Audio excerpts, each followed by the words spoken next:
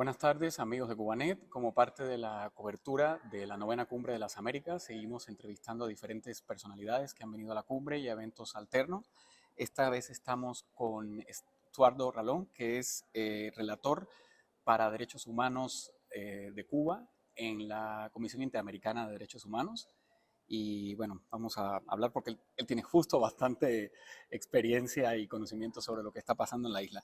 Cuéntame, Estuardo, ¿en qué consiste básicamente el trabajo de un relator de derechos humanos? Pues básicamente en la comisión, dentro de los 7 miembros del pleno de la comisión, se le dan encargos específicos a cada comisionado, que puede ser relator temático o relator de país. En mi caso tengo el honor de ser relator para Cuba, específicamente para poder apoyar a las distintas organizaciones de la sociedad civil y los ciudadanos en la isla en esa lucha por el respeto de los derechos humanos, y soy relator temático de personas privadas de libertad y combate a la tortura para la región. O sea, tú hablas con activistas y ellos haces investigaciones también de lo que está pasando y eso lo presentas al interior de la comisión, ¿verdad? Efectivamente, lo que hacemos es un monitoreo donde recibimos información de activistas, de ciudadanos, de personas, las cuales pues se validan y posteriormente se hace un análisis y se visibilizan las graves situaciones de derechos humanos en la isla. Ok. Eh, Además de investigaciones y denuncias, como lo que haces tú y hacen otras organizaciones, que de por sí es un trabajo intenso, ¿se puede generar todavía algún otro instrumento o alguna otra forma para dar a conocer a nivel internacional estos abusos? O sea, como generar mayor conciencia sobre los abusos que ocurren en Cuba y en otras partes de América Latina. Sí, uno de los instrumentos que la comisión tiene es los informes, especialmente los informes anuales. Desde 1995, la comisión incluye en el capítulo 4B a Cuba, específicamente porque no es una democracia, y al no ser una democracia, porque se dan violaciones sistemáticas a los derechos humanos, y esta, digamos, inclusión de Cuba en el capítulo 4B permite pues hacer un análisis académico, un análisis también de contexto político. Otras organizaciones pueden analizar y visibilizar la situación de lo que está ocurriendo en la isla, y es uno de los instrumentos más potentes que tiene la comisión. Y aparte del informe anual, pues se hacen comunicados de prensa cuando hay crisis de mayor gravedad o un hecho, digamos, lamentable que haya que señalar o condenar. Ok. Tú has sido claro en que si se quita el embargo, van a seguir varios de los problemas en Cuba, porque es una cosa estructural. Represión, control férreo de medios de comunicación. ¿Esto se lo has dicho de alguna manera a miembros del actual gobierno estadounidense y en general de otras administraciones? Lo he manifestado de manera general en intervenciones que he tenido, ya sea en entrevistas o en reuniones, y lo que he manifestado es que el problema de Cuba es un problema de derechos humanos, en cuanto a que no hay un régimen que respete la dignidad de la persona, las libertades individuales, no hay democracia. Si eliminamos el embargo, que es una arista económica, no se restablece en el respeto a la garantía de derechos humanos, y es por eso que no es necesariamente un problema de embargo no económico, sino es una crisis de un régimen que no respeta las libertades básicas de los ciudadanos y donde no hay una democracia, que es la condición esencial para respetar los derechos humanos. Ok. ¿Consideras que las medidas actuales que ha implementado la administración del presidente Biden pueden ayudar, además de cierto alivio económico a la población en general, a generar mayor respeto a derechos humanos?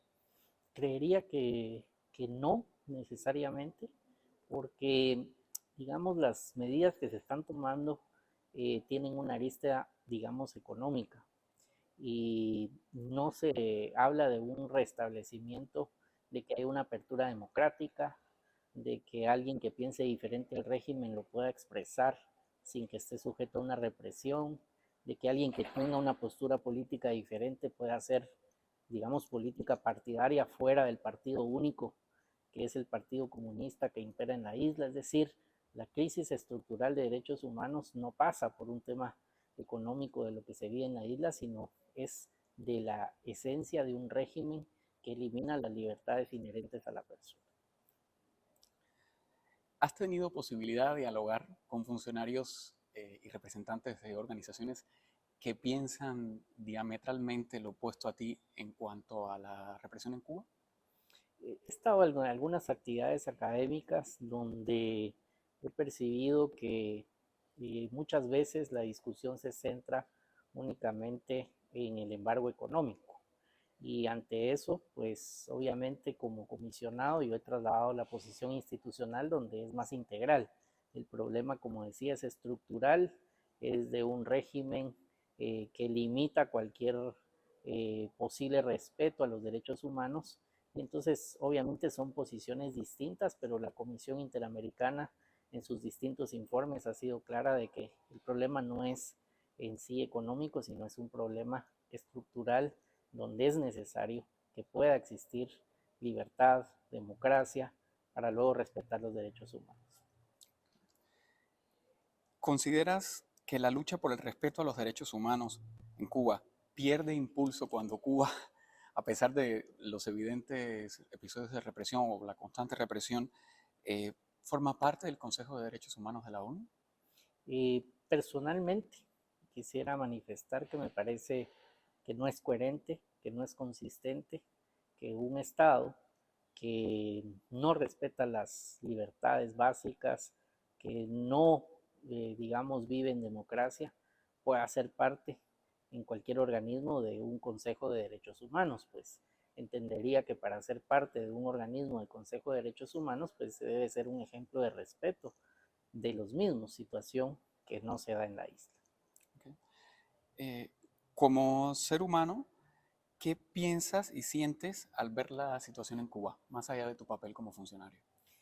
Bueno, he aprendido muchísimo, eh, me ha dado una experiencia de vida, la perseverancia, la valentía de diferentes personas que a pesar de toda adversidad siguen en esa lucha de exigir libertad y democracia y que se convierten en una voz que representa a muchos, que quizá no se atreven a hablar, que no se atreven eventualmente a manifestar y aún sabiendo que pueden haber represiones para ellos o sus familias, continúan sin ningún descanso en pedir esas libertades básicas y democracia en la isla. Es algo admirable que me ha impactado y que creo que es un ejemplo para los defensores y defensoras de derechos humanos en todo el continente.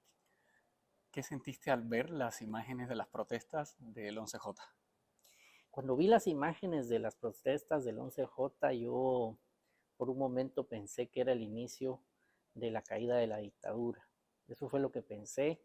El movimiento digamos, se vislumbró y creo que se percibió como un movimiento masivo, fuerte, joven, y lamentablemente lo que hemos visto después de ese momento ha sido pues una especie de represión instrumentalizando la justicia para establecer penas desproporcionadas que seguramente pues lo que buscan es evitar que un movimiento similar a ese vuelva a repetirse, y es ahí donde la labor de los organismos de derechos humanos como el de la Comisión tienen que alzar la voz y condenar esa represión, ya que el movimiento del 11 de julio pues dio una esperanza de que los días de una Cuba libre, de una Cuba con democracia estaban cerca, y esperamos que así sea.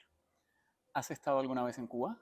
No he estado en Cuba, no sé si por mi labor de defensa de derechos humanos eventualmente me permitan el ingreso o no, o mi seguridad corre riesgo o pueda ser, digamos, retirado del país. Lo desconozco porque no hay condiciones de respeto a las garantías básicas de un Estado de Derecho, de un Estado democrático o constitucional. Así que no he tenido la oportunidad, pero espero poder llegar en un momento donde podamos acompañar esa valiente lucha.